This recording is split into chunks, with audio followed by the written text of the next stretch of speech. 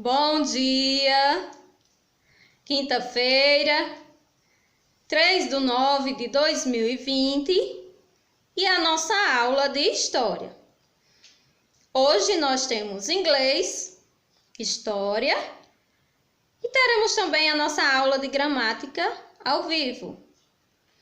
Eu não sei se você já participou da aula e só agora está vendo a nossa aula de História, ou se você está vendo a nossa aula de História primeiro, para depois participar da nossa aula de Gramática. Não deixem de participar, porque vai ser muito legal, tá bom?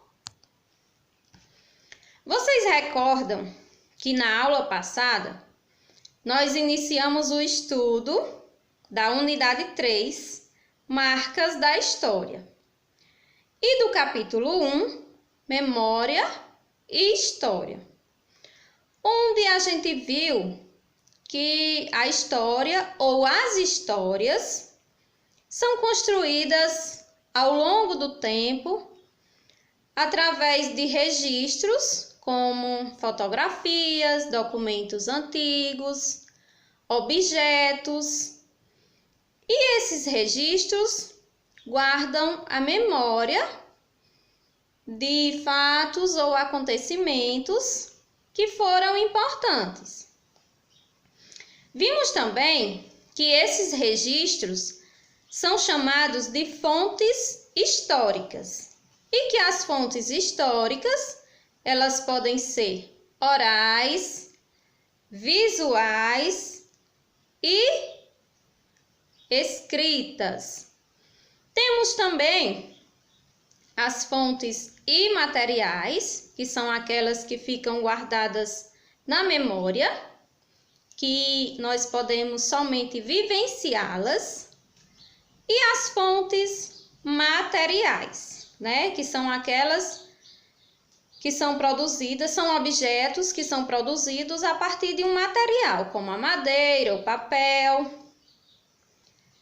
E vimos também que o historiador é o pesquisador que estuda os registros deixados pelas pessoas ao longo do tempo para compreender como eles viviam no passado.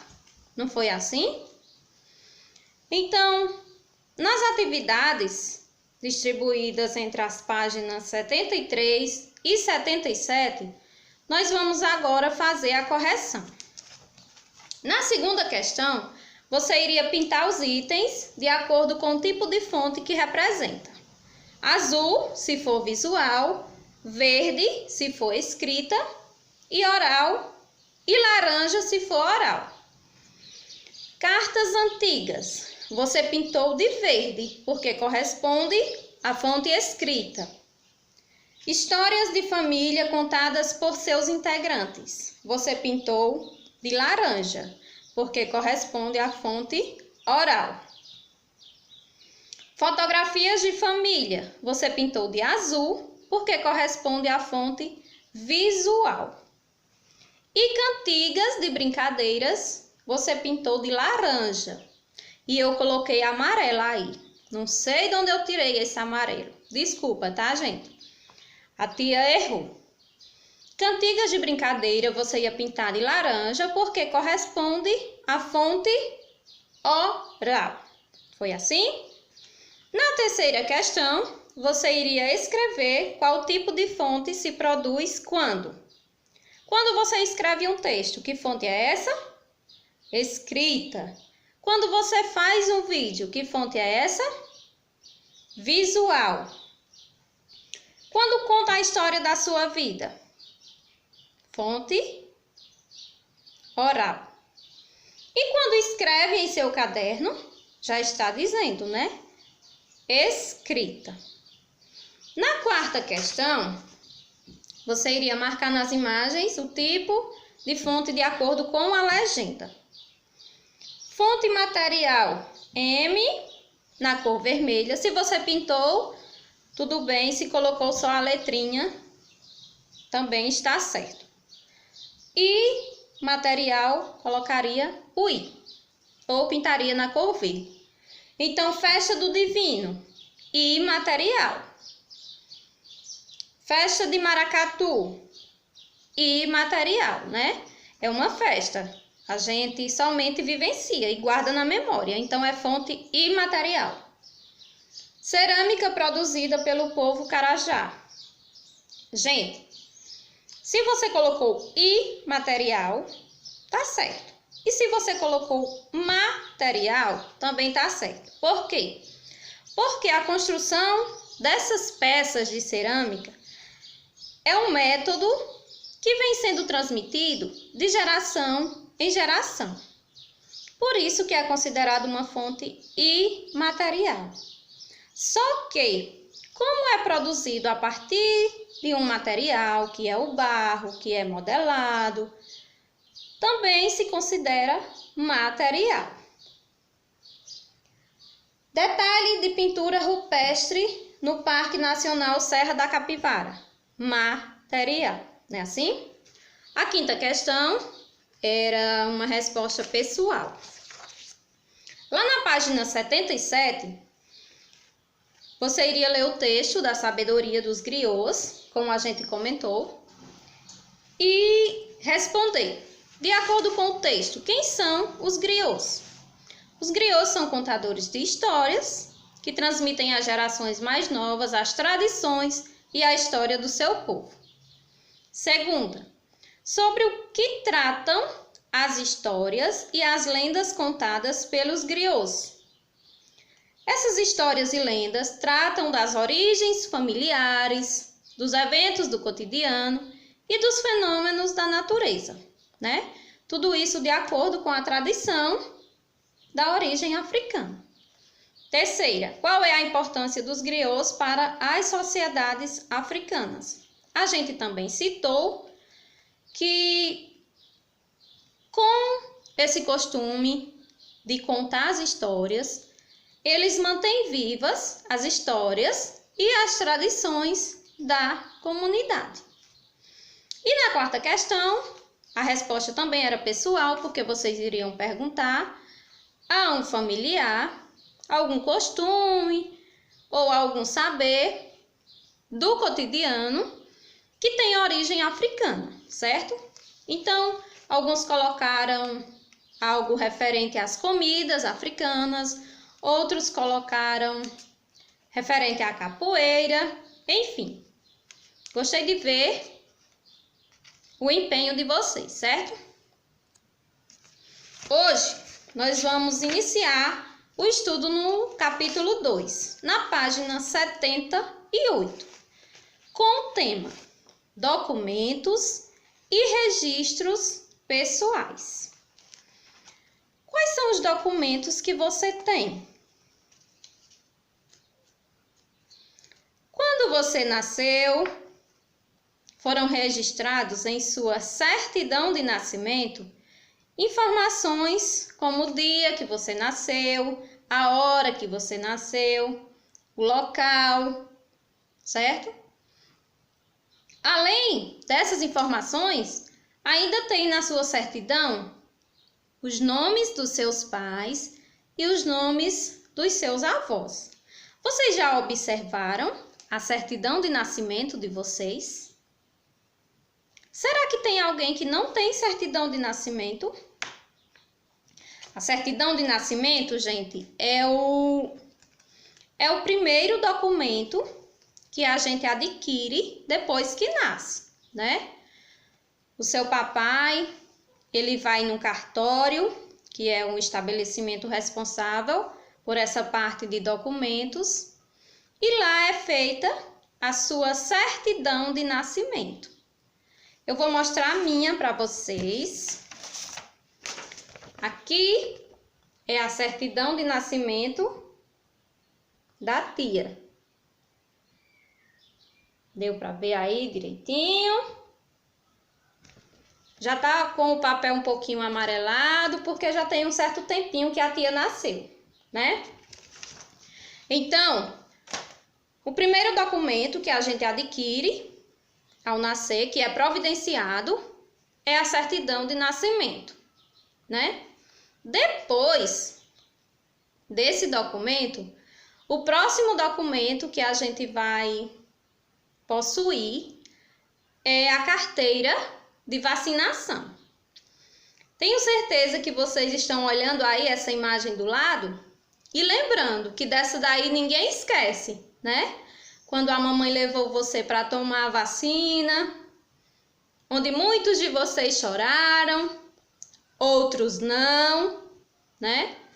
E eu vou mostrar para vocês a minha também. Ó, essa é a minha. É diferente da de vocês, né? Porque já faz um tempinho também. Na certidão de nascimento, nós temos as informações: dia, horário, local que nascemos, nomes dos pais, dos avós.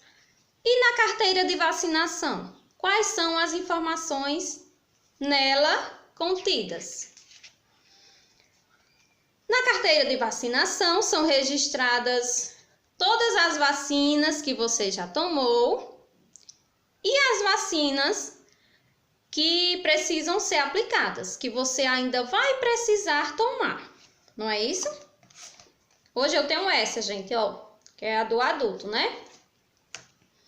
Então, além da certidão de nascimento e da carteira de vacinação, nós também passamos com o tempo a adquirir outros documentos.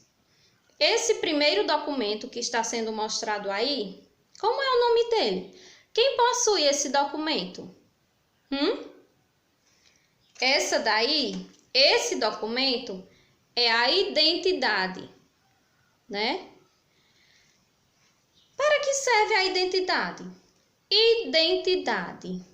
Identificação. Na identidade, nós vamos ser identificados pela nossa fotografia e pela nossa impressão digital. Tem até uma tarefa onde você vai preencher uma identidade, digamos que seja a sua. Você pode colar uma foto sua no espaço que pede. E para colocar a sua digital, você pode pintar o seu dedinho de pincel e colocar, não é assim? Outro documento, gente, que é adquirido é a certidão de casamento. Mas esse documento só é adquirido quando a gente se torna adulto, que a gente casa e adquire essa certidão de casamento, né? Os documentos pessoais, alguns desses que a tia citou, eles guardam informações sobre cada pessoa. Então, se é um documento pessoal, ele vai servir somente para mim. Esse documento só serve para mim, porque guarda informações sobre mim. Não é assim? Informações sobre cada pessoa. Além desses que a tia mostrou, nós temos um outro aí que vocês podem observar. E esse daí eu tenho certeza que vocês não têm. Vocês já podem ter visto na carteira da mamãe ou do papai este documento, que é o quê? É o documento de habilitação.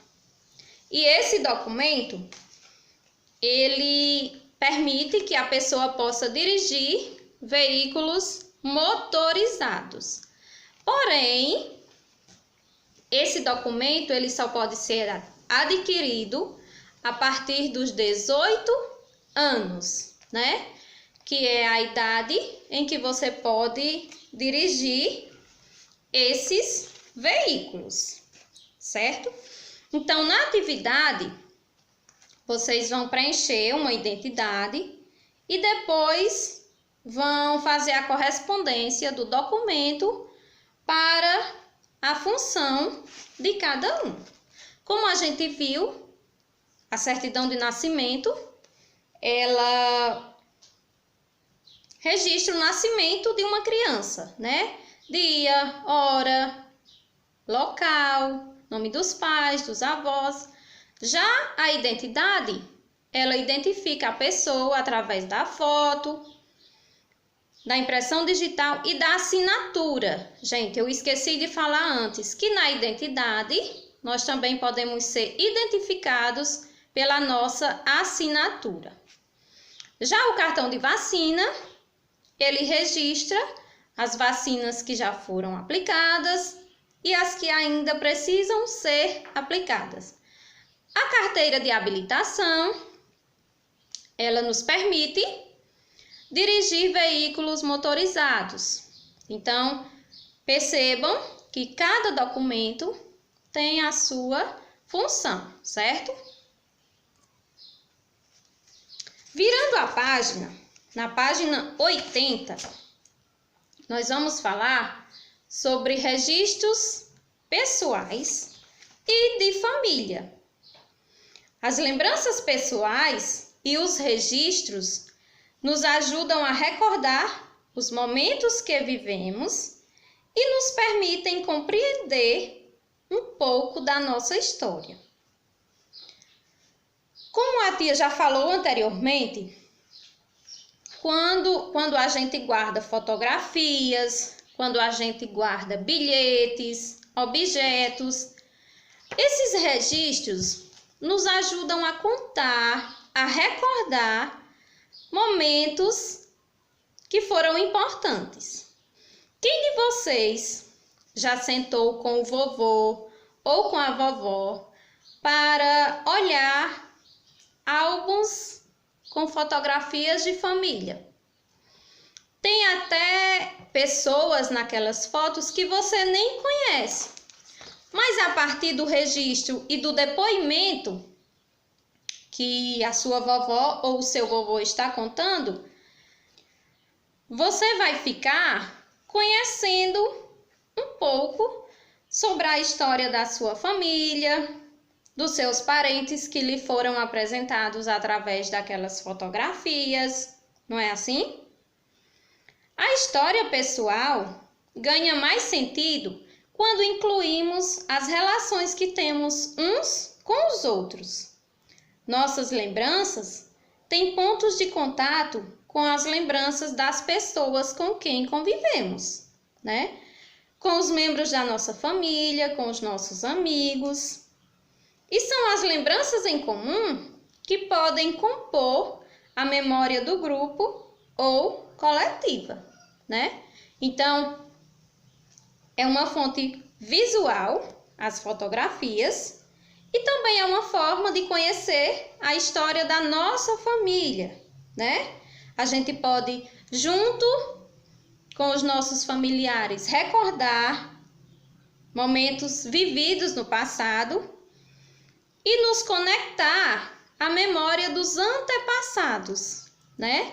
Mesmo a gente sendo tão novo, mas só de ouvir as histórias, a gente já vai adquirir conhecimento da história do nosso povo, da nossa família, não é assim?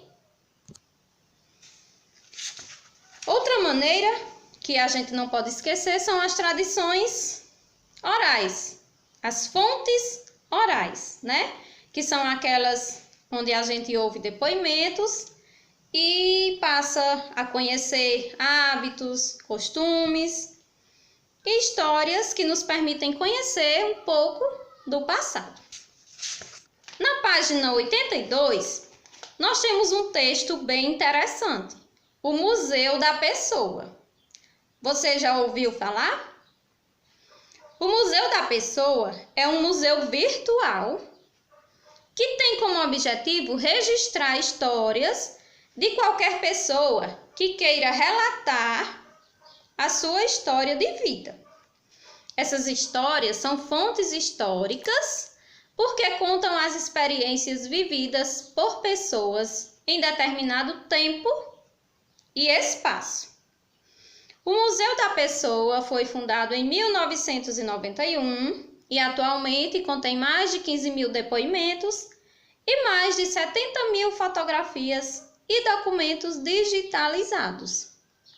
Então, a gente pode perceber que a própria pessoa é quem relata experiências vividas durante a sua trajetória de vida em determinado tempo ou espaço, não é assim? Não é tipo quando o historiador vai pesquisar em busca de registros para contar algo do passado, né? É a própria pessoa quem relata suas experiências, certo? Tem até uma atividade onde vocês vão desenhar no espaço um lugar ou uma situação que conte um pouco da sua história, certo? Então, vocês vão fazer a resolução da primeira à quarta, que estão distribuídas nas páginas 79 a 81. E na página 83, vocês vão resolver da primeira à terceira, que são as questões que estão relacionadas a esse texto que a tia acabou de mostrar, o Museu da Pessoa, certo? Bons estudos, aguardo a devolutiva de vocês, a tia Marta também, e beijo, tchau, tchau!